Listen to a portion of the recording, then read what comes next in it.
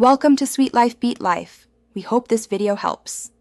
In this video, I will explain how to learn programming Roblox, full guide. Start by installing Roblox Studio and creating a free account so you can follow step by step. Open a new project, explore the Explorer and Properties panels, and place basic parts. Save frequently and name versions clearly.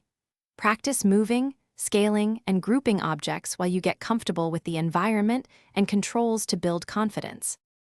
Start learning Lua by practicing simple scripts inside Roblox Studio and the command bar.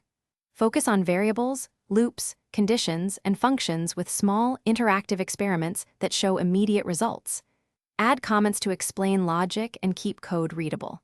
Try modifying behavior step by step, testing often to see changes.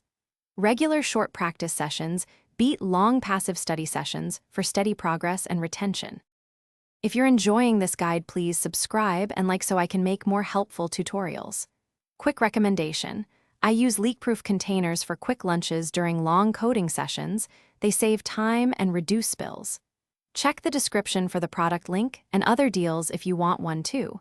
Your support helps me keep making free content and testing gear. Thanks again. Now let's get back to the video.